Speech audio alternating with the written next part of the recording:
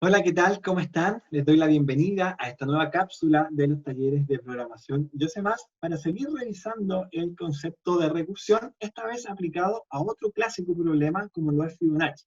Habíamos visto en la cápsula anterior que una función recursiva se dice recursiva porque para definir esta función lo que vamos a hacer es llamarla a sí misma. ¿Qué significa esto? Que dentro de la declaración de mi función yo voy a tener un llamado a esta misma función, pero con un caso mucho más pequeño, y que este proceso de llamadas se iba a repetir hasta que encontrase un caso base o un caso de término.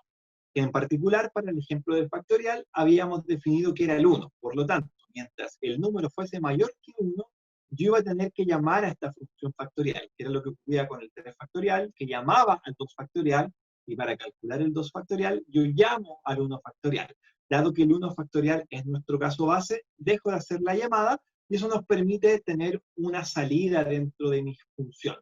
En el caso de Fibonacci ocurre exactamente lo mismo, y es interesante lo que ocurre porque, como vamos a revisar en el resto de los programas, la recursión tiene una serie de aplicaciones muy prácticas, ya que nos permite hacer cosas súper interesantes. Miren, en el caso de Fibonacci, vamos a tener lo siguiente.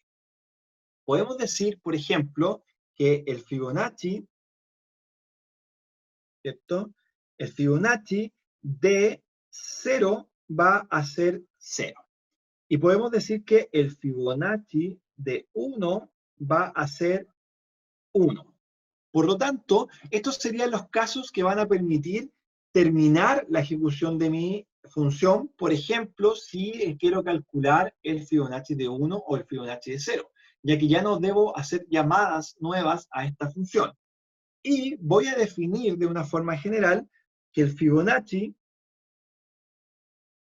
de un número n va a ser igual a llamar a la función Fibonacci, pero del número anterior, más el Fibonacci del número 2 veces anterior, ¿ya? ¿Cómo sería esto en la práctica? Supongamos que yo ahora, por ejemplo, quisiera calcular el Fibonacci de 4. Según esta definición, el Fibonacci, ¿cierto? El Fibonacci de 4 iba a ser lo mismo que el Fibonacci de 3 más el Fibonacci de 2.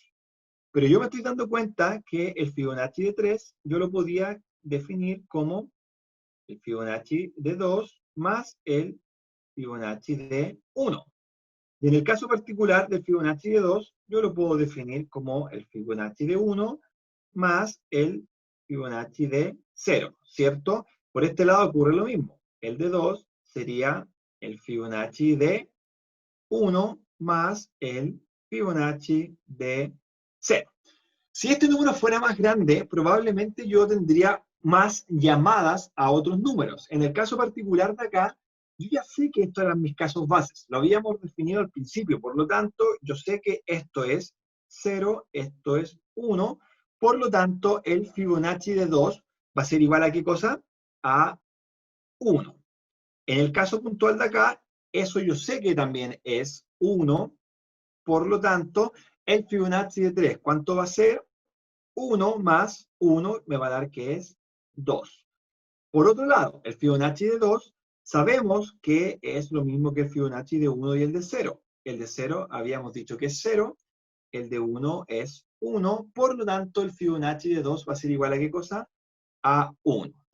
Eso me da a entender que si yo quiero saber el Fibonacci, ¿cierto? De 4 me va a dar igual a ¿qué cosa? A 3. ¿Se fijan? Entonces, yo para calcular este Fibonacci tuve que volver a llamar a la misma función una y otra vez. En el caso particular, esto se va a llamar tantas veces como el número que quisiera calcular, mientras no alcance este caso base. Y eso es, en el fondo, la mayor aplicación que le vamos a dar a la recursión. En el caso puntual de estos ejercicios, la declaración es directa. Yo sé que el Fibonacci se calcula de tal manera, yo sé que el factorial se calcula de esa forma. Pero hay casos en los cuales los ejercicios no nos van a decir de qué manera los voy a tener que crear, y es ahí donde está la mayor dificultad de la recursión. En las siguientes cápsulas vamos a seguir trabajando con más ejemplos, así que espero les haya gustado y que se haya entendido este segundo ejemplo. Nos vemos.